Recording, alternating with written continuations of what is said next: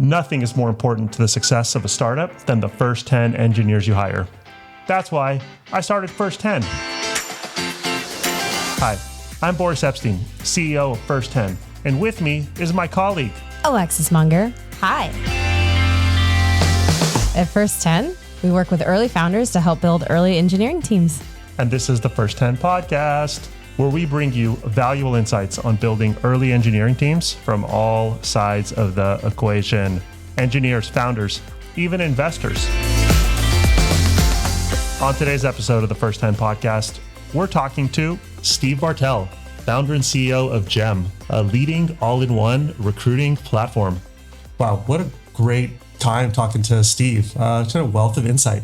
What specifically jumped out to me was the recruiting culture that he described at Dropbox. It seemed like it was such a kind of big part of how he joined and then how Dropbox grew. And then what was really cool is hearing him talk about how he emulated that sort of a culture at GEM. Like, you know, what engineer is excited about building recruiting software, right? But like Steve found a way to make it sound kind of interesting and compelling to great engineers. And then they just grinded, right? And like worked their network to like hire engineer number one, engineer number two. And it was a real just kind of great emulation of what it took for Dropbox to build the incredible engineering team that it did. Yeah, I really enjoyed hearing everything. I mean, just his whole journey and what he's accomplished so far. And I'll just say this, I'm a little bit of a GEM fangirl. So it was really, what? It's like, this tool makes my life so much easier.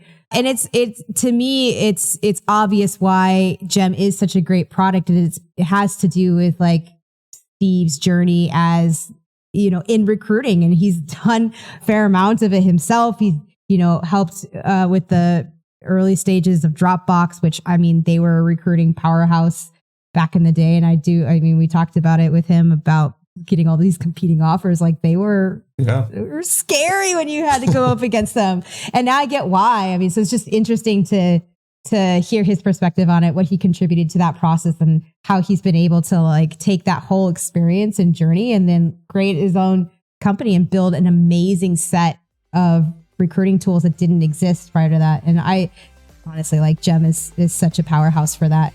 I know a lot of recruiters are big fans of that product. So it's really cool. Go, Steve, go. Go, Steve.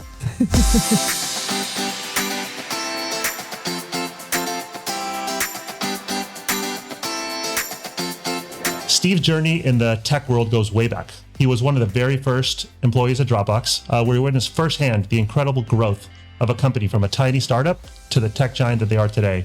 At Dropbox, he wore many hats, rising quickly through the ranks from engineer to engineering manager and involved in a ton of early hiring. These experiences have led Steve to develop a deep understanding of what it takes to build high-performing engineering teams, particularly in the fast-paced environment of a startup. And it was this experience that ultimately led him to co-found GEM, a platform designed to streamline and enhance the entire recruiting process. Steve joins us on the First 10 podcast today to share his insights on what startups should be doing to compete in today's war for engineering talent. Steve, welcome to the First 10 podcast.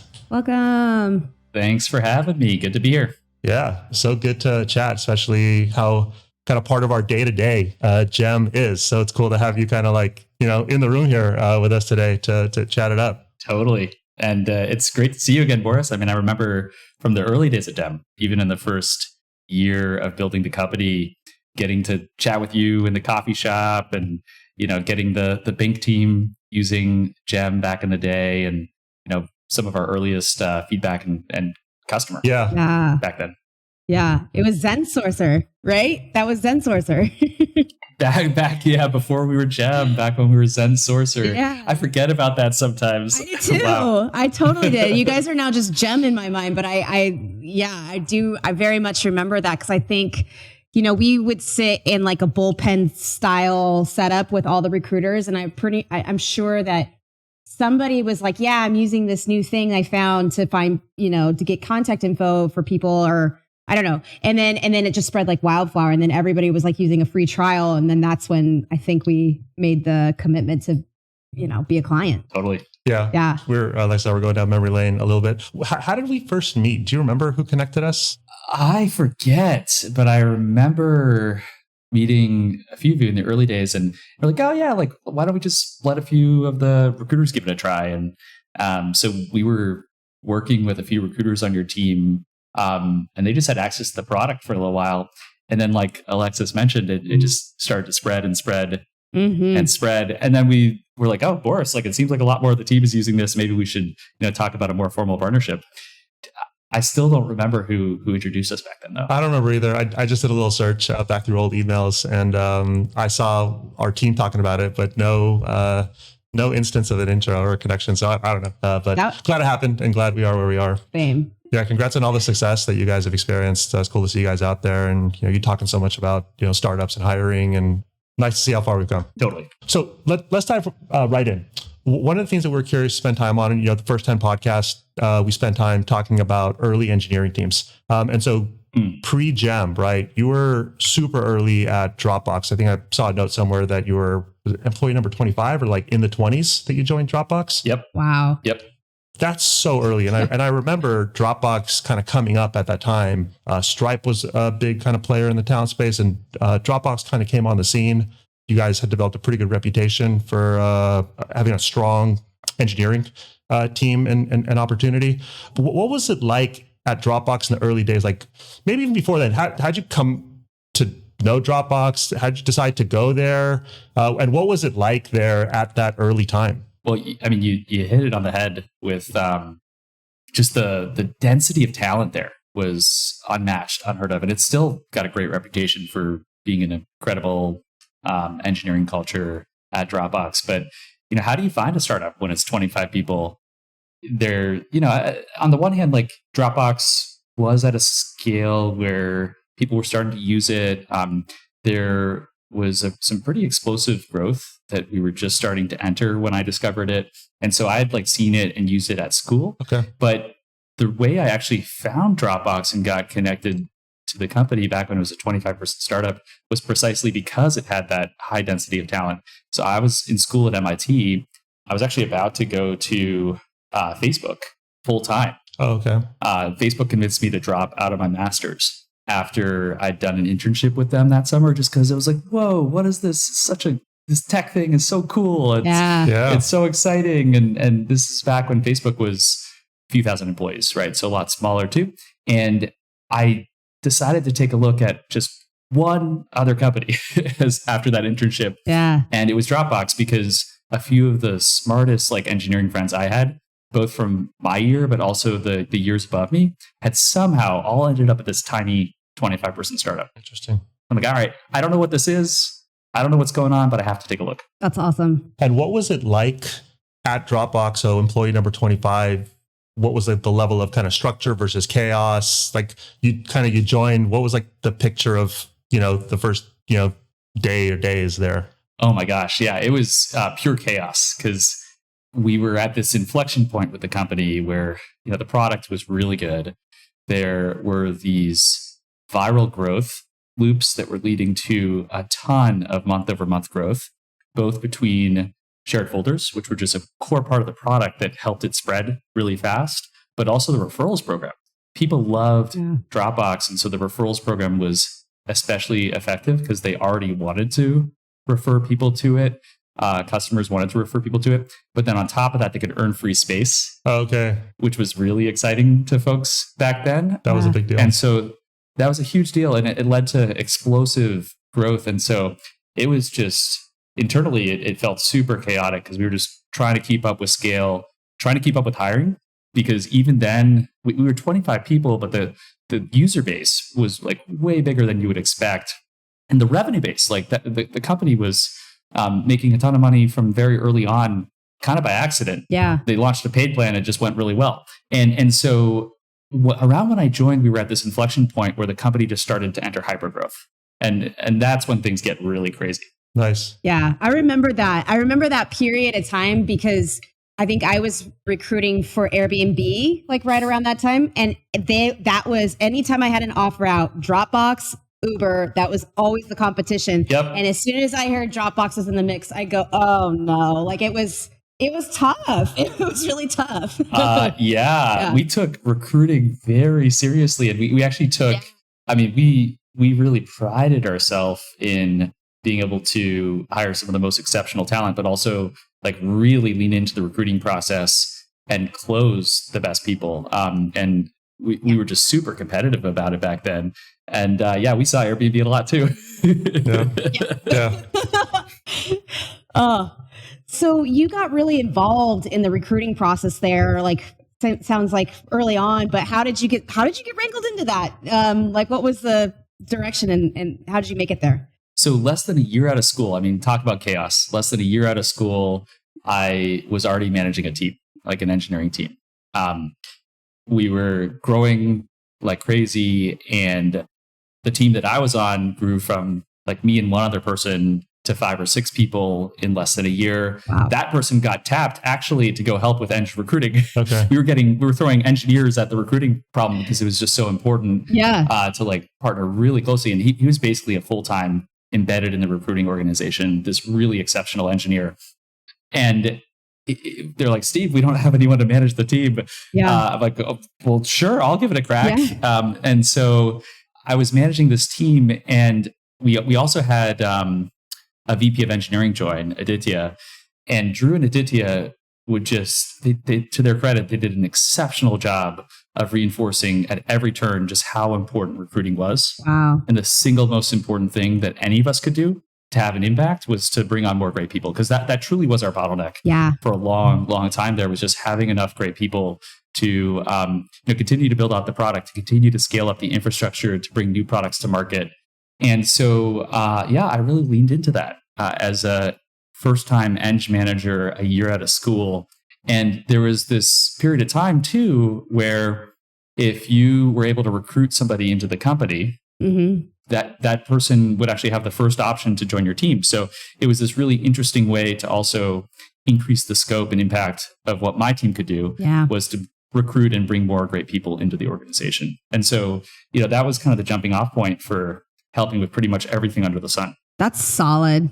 That's awesome. I imagine Drew, as a founder, must have been very involved in recruiting if he was able to kind of recruit the quality of early teams. So that must have kind of made its way into the culture that, you as a functional leader or as a business leader is responsible for the quality of team versus punting it to a recruiting org to like take responsibility for it. So that must have been in the culture, right? Totally. Yeah. I remember I did my interviews with Dropbox. I met Drew as part of that panel.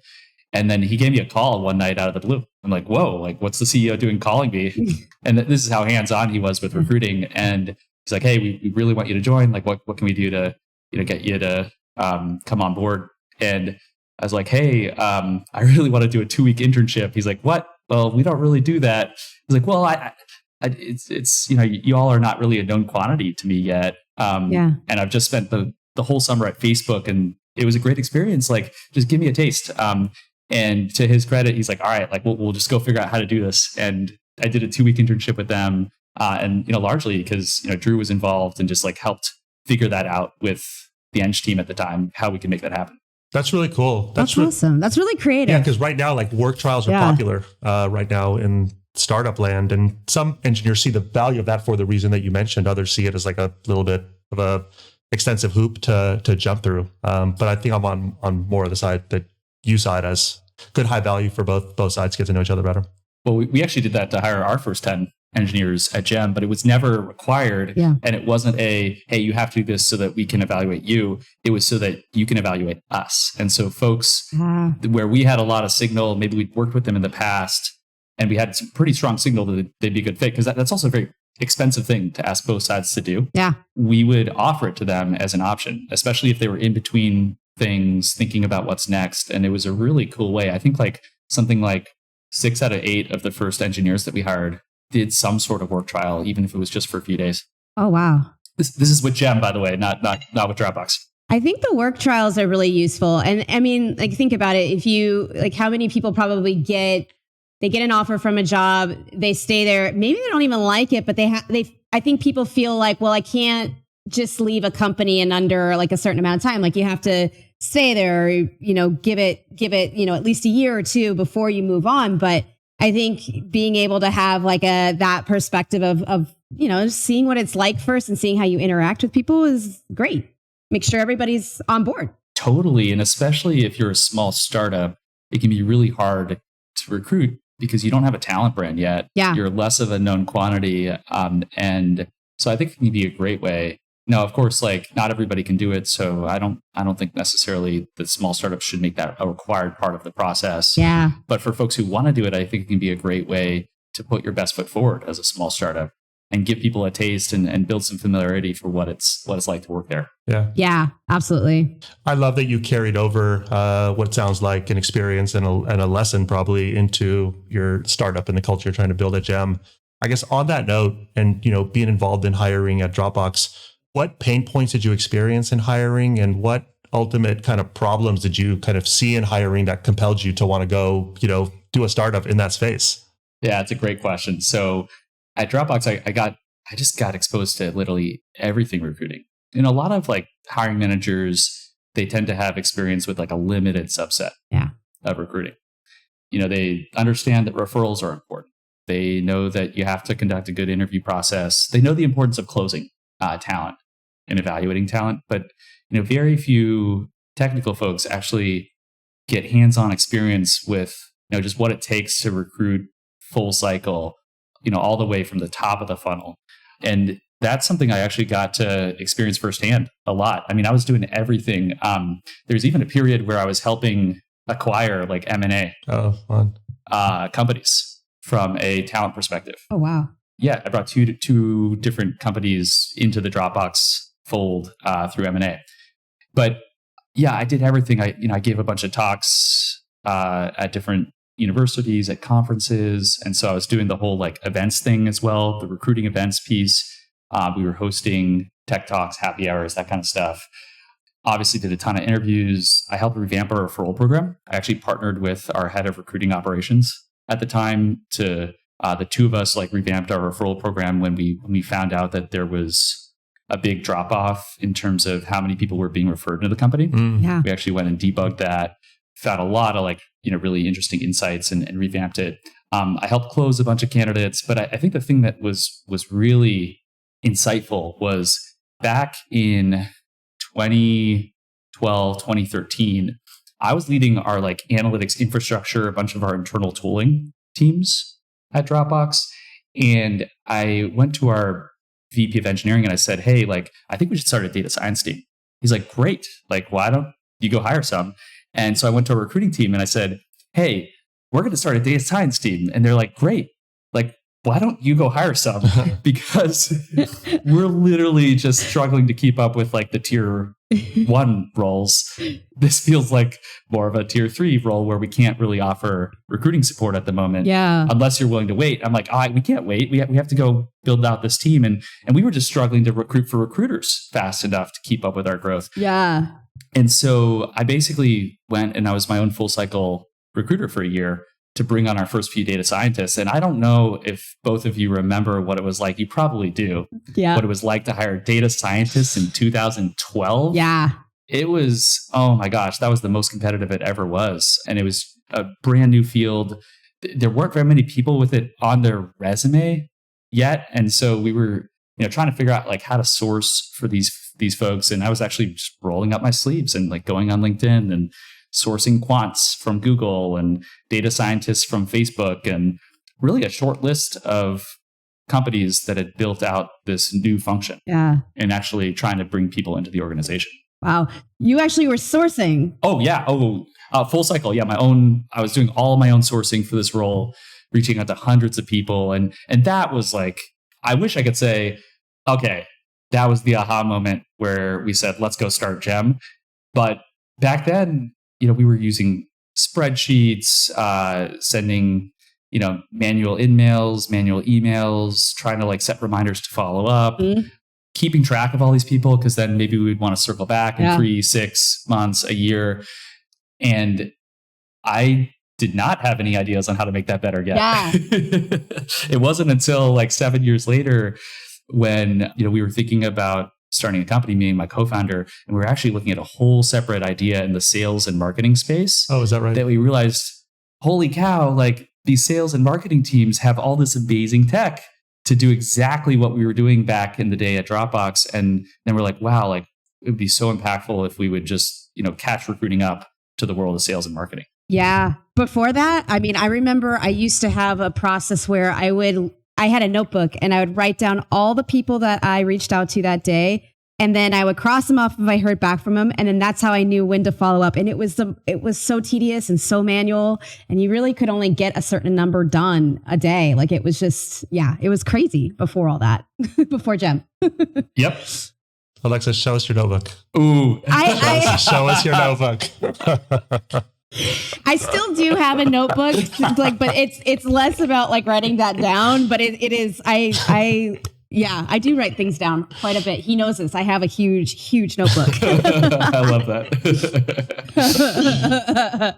I love that vision, though. The idea of sales and marketing, it's been known that they have way more of an advanced tool set to go and do the prospect and, run their prospects through the full life cycle. And then you look at recruiting has for the most part, had an ATS, right. And it's usually, something a little bit on the, tougher to work with, to be generous kind of side. But you guys really brought that funnel experience, that funnel optimization, the funnel automation experience, which I remember our team very much appreciated from a recruiting experience and an efficiency perspective. Yeah, totally. And a bunch of other things at the top of the funnel too, like things to manage recruiting events, talent marketing initiatives, talent communities, all that good stuff, which is, straight out of the world of marketing automation. And so, it's been really, really cool. And I think it's been awesome to see that have such an impact for the industry. Agreed. So I'm curious. What do you think? What did you kind of started talking about this with like the work trials for Gem, but what did you do differently? I think when you were starting to build your team there to attract strong candidates to Gem, like how did you, I guess, get good engineers excited about building recruiting software? Because like I can imagine it's easy to sell that from Dropbox where it's like a super technical thing. But I'm curious, like how did you get them interested in recruiting software that's so awesome? I know. Yeah. And because we very quickly realized that the pitch that worked for Dropbox, come work on the hardest technical problems, the biggest infrastructure problems that have to do with scale and databases and all that good stuff. Yeah. That wasn't going to work at Gem because we didn't have it for that. Right.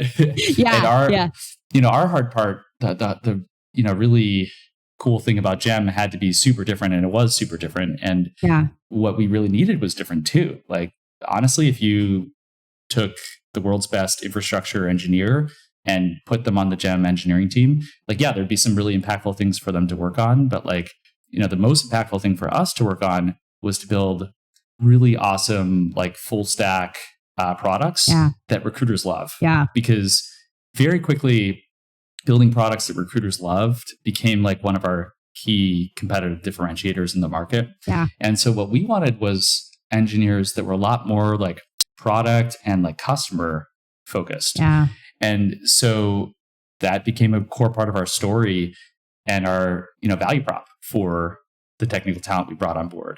A lot of the folks in the, early team, they were excited about starting a company of their own one day. Yeah. And so a big part of the Gem, promise was come on board. We're going to give you a ton of exposure into how startups work.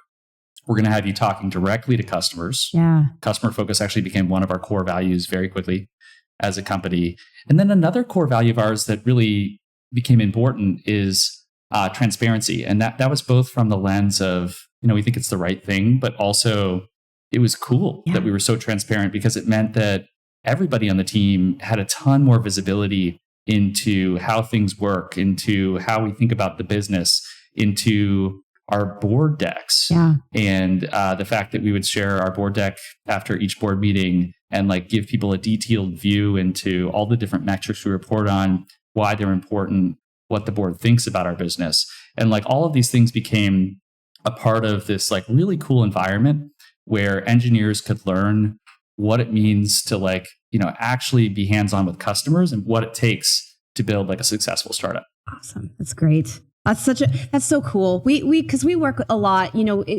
not all companies are going to have like those tough, meaty technical challenges like a Dropbox would. But I still think that there's like value in working on products and being product focused and talking about that narrative rather than like, the technical stuff. So I think that's really cool. And I love that approach personally. Totally. And the magic was not only that was this a cool thing for the right person that was excited about this, they were absolutely the right fit for what we needed. Yeah. It was a really cool thing for their learning and growth. Yeah. But it also helped them have a much bigger impact. Like the fact that our engineering team was literally like, talking to customers every day. Yeah. Helped them build a better product. I remember back then, we actually, to take this a step further, we didn't have customer support for a while because we just wanted our engineers doing customer support, because that meant they were going to be the closest to like the pain points of the customer. I even remember back then a recruiter at Robinhood discovered that they were talking to an engineer behind the support chat. Oh, that's awesome. Oh, I love that. They immediately pivoted to trying to recruit them because they're like, Gem is such a great product. And I just thought that was so funny, but also really flattering. And now I also just love the hustle. Like that's what it takes to do exceptional recruiting. Oh, I want to know who that was. That's so awesome. Like you got to respect the hustle. I do love that. So when you built your early team, you mentioned earlier, so Gem didn't have a brand. It's just you and your co-founder, maybe, one or another person you brought on board. How did you find other people? How did you find your first, few engineers? Do you remember maybe a story or like a specific person who you were able to pull, and how'd you get them? Yeah, and I wish First 10 was around back then, because it was really hard. It would have been convenient. I know, and we did try like a few agencies back then, but it didn't work. And I think there just weren't folks that were really focusing on that from like a agency and more of a consultative approach and really specializing in those first 10. Yeah. And so we very quickly realized back then that we were basically going to have to do it ourselves, and there wasn't really a silver bullet. There was no shortcut. Yeah. And so we very quickly doubled down on just working our own network. And back then I remember catching up with 50, 100 different smart technical people from both my network and my co-founder's network. And the name of the game was just like, how do you catch up with these folks? How do you keep in touch with them? Because like very few people are actually like in that right timing window that they're actively considering. And now I think a few of them were like, oh yeah, I am happening to be looking for like my next thing. And they converted into process. But a vast majority of them, it was like keeping in touch every 3 months, 4 months, 5 months. And of course we used Gem to track them, which was really cool to get to dog food our own product. Yeah. But yeah, we just like lots of coffee chats. We started as soon as we had the kernel of a team, like me, my co-founder, plus 2-3 engineers. We started to host like monthly like social events at our office, game nights, other like types of social events, dinners, lunches, things like that. And what we found is having something like that, like a low pressure environment where people could invite their smart friends, didn't necessarily have to be recruiting just yet, unless we happened to find out that they were looking, was a great way to get the early team comfortable with engaging with their network, right? Because like, depending on like who you're talking to on the team, some of them might be a little bit less comfortable with being, so aggressive about like recruiting their friends. And so we just came up with all these really high touch ways of working our network and working the early teams network. And eventually, these folks would convert into the process. Sometimes 6 months, 9 months, a whole year later. I mean, we had people convert into process 1 to 2 years later that we hired from that initial set of conversations. Unfortunately, things like cold sourcing are a little bit harder when you're a small startup because you don't have that brand yet, right? Right. And definitely other avenues that folks are used to from larger companies, like inbound. You don't have inbound as a small startup. You can't really lean on your career site. Talent marketing and events, like, unless they're really high touch, like we were talking about, it doesn't really work to go to conferences because you don't have a talent brand. Even campus recruiting is really hard because that's something that takes several years to get going and really crack a university before it starts to have a really high ROI, unless it's a specific campus where you have a lot of relationships because you're fresh out of school yourself.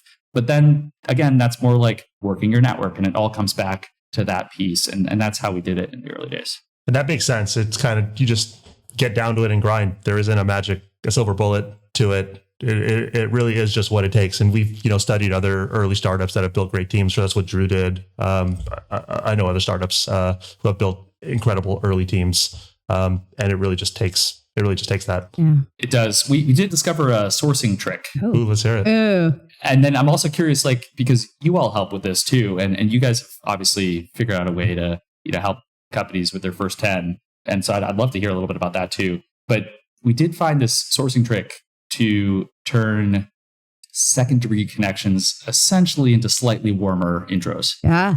So essentially what we would do is we would make a short list of like, who are the most exceptional engineers we know that are well networked, that would also say good things about us. Yeah. And so each of us would have a list of like 10 people we really respected, but there was mutual respect there. And then we would go into their connections and source from their first degree connections and try to, find folks that could be a good fit for us, especially once we've exhausted our first degree network, right? So this is like a really interesting way to kind of expand and cast a wider net. And then in that initial outreach, we would say, hey, like, saw you're connected to Albert Nee. He's awesome. Like, we used to work together at Dropbox, and have that like in the, very, very top of the message so that it stands out, and maybe even include Albert's name in the subject line. Yeah. Yeah. And then, a tiny bit about like the startup we're working on. Would you be up for grabbing a coffee? And a lot of times what would happen is this person would go back channel us with Albert. Okay. And that's really cool, because then Albert's like, oh yeah, Steve, like he's great. We worked together at Dropbox. Like he's really, really good. You should definitely talk to him. And so it kind of turned this second degree cold sourced person into a little bit more of a like first-ish degree connection with like a warm intro, especially if they back channeled. And that's actually how we hired, I believe, our 6th engineer. She's still with us today. Amazing. Inas from Uber is we did something like this by accident, actually. That's a really, I love that approach. I was thinking about this in terms of like referral drives. Like I know a lot of recruiters they'll work with engineering teams to get referrals. And most times you kind of get like, oh, well, I don't really know anybody that's looking, but getting people to think more about like a short list of people that you've worked with that could vouch for you, and then expanding on that within their second degree networks. I think that expands that pool so much. It just opens things up. I love that actually. And not even just for like cold sourcing, but for like referral drives, all of that. That's so cool. Totally. And we did realize, like, as we started to do this and scale it, probably a good idea to like give these folks a heads up that we might be doing this. Yeah. Might be mentioning their name. Yeah. Just so that there isn't any like, surprises on the other end of that. Yeah. When people inevitably do back channel. So if you're going to try it, like definitely recommend that. But yeah, I'm kind of curious, like what your perspective is on all this, Alexis and Boris. Yeah, on the first 10 side, it's really, there is no silver bullet to recruiting. There isn't like a hidden stash of candidates somewhere, contrary to what some founders may think. We focus on 2 things. One is building a network of talent that's specifically excited about early stage. So both Alexis and I have deep recruiting histories, but our first 10 brand is still relatively new, or just 1 year old. So engaging with folks, putting on their radar that we are specifically focused on building early engineering teams with exciting early companies. Well, we work a lot with investors and entrepreneurs that may be worth noting, and so folks who are specifically interested in that, either now or at some later point in their career, are opting in to engage. And we've had some nice success there. And then the second is really just to amplify what you said you did, but imagine you have to do that, but not having the time to do it, because so many founders know they have to recruit, but they just kind of, get kind of sucked into product and customer and stuff that, unfortunately takes attention and time away from recruiting. So in that case, our either network or cold outbound strategy. And in the cold outbound strategy, it is really tough. In that case, the goal is to either find common connections or find common interest between whatever it is that's available about the person and whatever it is that the startup might be building. Craft something that's compelling enough to engage them, and then represent that and you want to see that represented through every step of their kind of interaction. That's really kind of what it is. Yeah. Totally. And it just takes a lot of elbow grease and work to deliver. It totally does. Yeah, it's way harder, and it makes a lot of sense that that's your approach, because like maybe the two people that we cold outbound, there was that like really strong connection, right? Even in the example we just shared. So that really high touch like outreach approach. And then it also makes sense that you folks are like cultivating this really deep network of folks that are interested in startup talent, because going back to working the network, you folks are basically building that, providing that, which is really cool. One of the challenges we ran into when we tried some sources of talent, whether that was some of the agencies that we just like gave a crack at, or even like hiring platforms like TripleByte and others that were popular back then. One of the challenges we ran into is like we would talk to really qualified people, but then it wasn't clear that they were actually interested in a small startup, and they might be considering Stripe. Yeah. To our point earlier, Alexis, like we literally got into head-to-head like closes against companies like Stripe. And it's like, wow, like a 10 person startup is so different from an opportunity like Stripe. And they're going to be able to pay like so much more. Like the fact that this person's interviewing at a small startup and a large company like Stripe is maybe a sign that they're not sure they want to go to a small startup. Yeah. And so, you folks providing that as well in terms of, for founders, they know that the folks that you're connecting them with, like they're uniquely interested in small startups. Yeah. Is probably really, really helpful. Yeah, I think so. We come across that too, even sometimes where, I think some candidates, they might tell you that they're really interested in doing something early stage, but they're actually like very open-ended about like what stage of company that they go to. So you'll hear them say like, yeah, I'm also interviewing with Meta, or, but I'm considering this. And you kind of stop and pause. You're like, wait, that's two very different places. Are you, why? why, what's, so I hear that a lot. Totally. I mean, we learned really early on with the folks from TripleByte, especially because they were just getting multiplexed into 15, 20 different companies, that if we would do a ton of qualification with them early on. Yeah. What are the kinds of opportunities are you exploring? Have you thought about the differences between a small startup and a large company like Stripe? Yeah. Have you thought about the differences in like compensation and how you're going to get more equity, less cash? Like, have you thought about those realities? And we would almost convince people, are you sure you want to do this? Mm-hmm. And then when they said yes, we could kind of trust that they had thought through all these things and were more serious. About us. Boris and I talk about that when you have somebody and you're kind of talking to him about that initially, doing like your intro screen or whatever. If you hear I'm interviewing with this tiny company and then also this huge one, and then you kind of go into like the anti-sell of like, are you sure? Why would you want? Why would you want to? Like, you should just go there and then see what they say and. Convince me you want this role. Yeah. Like, convince me you actually want. It's a great actually like reverse sell, because if you get somebody selling you on like, no, I really want this, it doesn't. It actually does some things. Yeah, exactly. It's psychological, but it does work. It's or it doesn't, or sometimes it gets people to be like, oh yeah, no, I don't want that. Like, and they opt out and like, great, like let's save everybody some time. Exactly. Like I'm all for it.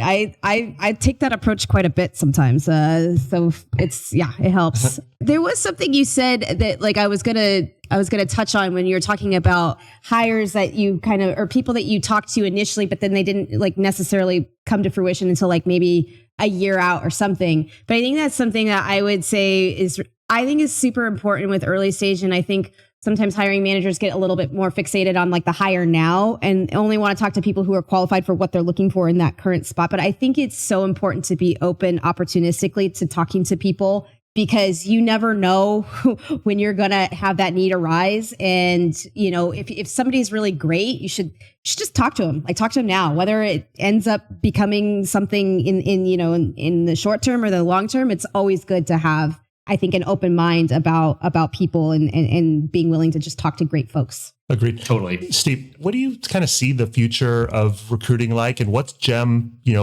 where's Gem focusing its energies as it relates to that? Yeah, absolutely. I mean, there's a few things that we're seeing as like very clear trends in the market right now.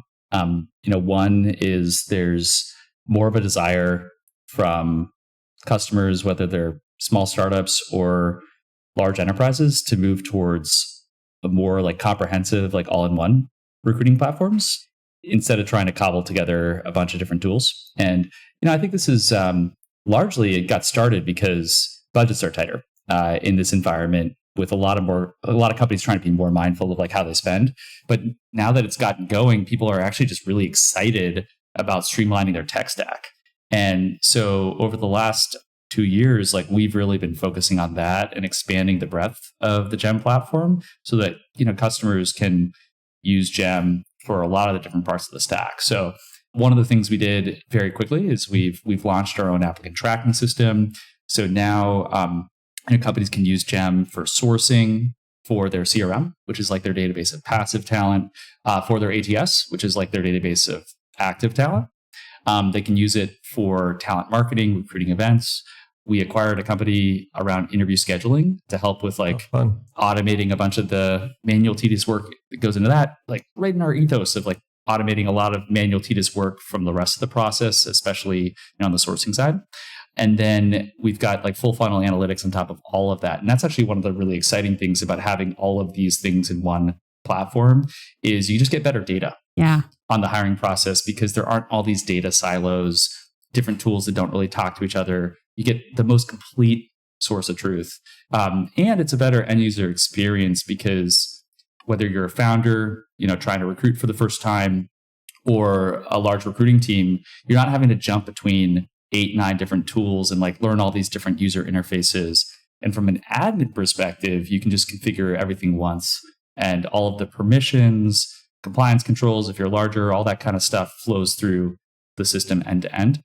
And so that's like the first thing is like we've really expanded the Gem offering to be able to offer all of these products in one end-to-end platform. The second big thing, probably not a huge surprise, is AI. Thought you were going to say that. Exactly, right? And so we're as part of like building this end-to-end platform, the cool thing is like we basically have the opportunity to thread AI through it natively the right way from the start. And what that's meant is we're applying like AI ranking and matching to pretty much every part of the funnel. We've started with sourcing, and so that we can have like an AI sourcing bot help surface external talent that might be a good fit for your role, but we're also applying it to your inbound applicants so that you can rank the folks that are applying. And then also your CRM and ATS so that you can rediscover talent that might already be a good fit for your role. And one of the interesting things about AI is with all of the advancements in generative AI, the challenging part is no longer the algorithm. The challenging part is actually the data. And that's actually one of the cool things that we're thinking about is because we have this end-to-end recruiting platform that for the first time has the best, most accurate data about the people you care about as an organization, every talent relationship and every touch point, that's the hard part is actually feeding that data into the AI and collecting that data in one central place. It's not necessarily the algorithm anymore. So for example, if you have an AI sourcing bot, like you wouldn't want that reaching out to and spamming the market to somebody that your team's already been in contact with a few months ago, or that already applied on your career site 7 months ago. And so the hard part about like AI becomes less about the algorithm and more about, do you have access to all the data that you need to make it effective? And that's an area that we're really excited about being able to deliver on. So those are the things that we're thinking about in terms of how the market's shifting, and then also how the Gem platform's shifting, both in terms of being able to offer more of an end-to-end platform, and then have AI be built natively into that, uniquely on top of like that true source of truth. I can kind of envision both of those things being seen as very valuable to the recruiting market, both from the efficiency to end to end, and it must feel like a kid in a candy store getting to infuse AI into all parts of your product right now. It's been so fun. It's been so cool just to see what AI is capable of these days. Yeah, it's incredible. So, Steve, where can people find you? How can anyone out listening to this help you? Either people interested in Gem or people interested in working at Gem. What would you like to hear from people from? Totally. Yeah. So Gem, we're gem.com, www.gem.com. You could also find me on LinkedIn. I'm pretty active there. I talk a lot about recruiting, startups, you name it. And actually for folks that are hiring their first 10, we have a special startup program, free for startups. Oh. So you can use the entire Gem platform for free for up to 2 years to hire your founding team. Oh, that's huge. And so this is actually kind of cool. Boris, Alexis, you can be collaborating with the founders you work with on this too. All of them get free access to Gem. And it's really designed on helping build out that founding team. And it's free for 2 years until you get to 15 plus employees, at which point we have a gradual, nice off ramp into the rest of the Gem paid plan. That's awesome. Great. Yeah, I can see founders benefiting from that. I asked for a referral piece, but a percent of zero is zero. I think if my math is right. So. That's right. But gem.com/startups is where folks can find that. Love that. Well, thanks again for joining us, Steve. I appreciate you going down memory lane and sharing some stories from early Dropbox. And it was really fun to kind of get into the kind of effectiveness of what it took to build early engineering teams. And then very convenient that you've kind of parlayed all that into a product that's pretty well known and out there in the market. So we can kind of see what all that kind of looks like in kind of visible and tangible form. So thank you again for joining us, Steve. We'll see you out there in the recruiting verse. Thank you. Great to be here. Thank you. And that brings us to the end of this episode. Do let us know what you thought of our episode on our Twitter or LinkedIn. Look for the links in the show notes. Both Alexis and I are not professional podcasters, as I'm sure you could tell. We just love talking about early stage startups. And if there's a recruiting related question you'd like answered, or you could use help with anything hiring related, jump on our website. It's www.first10.com. That's 1st10.com. And we'll do our best to get that answered for you. Thank you so much for staying with us till the end. My name is Boris, and with me is Alexis Munger. And we'll see you next time on the First 10 Podcast. Bye.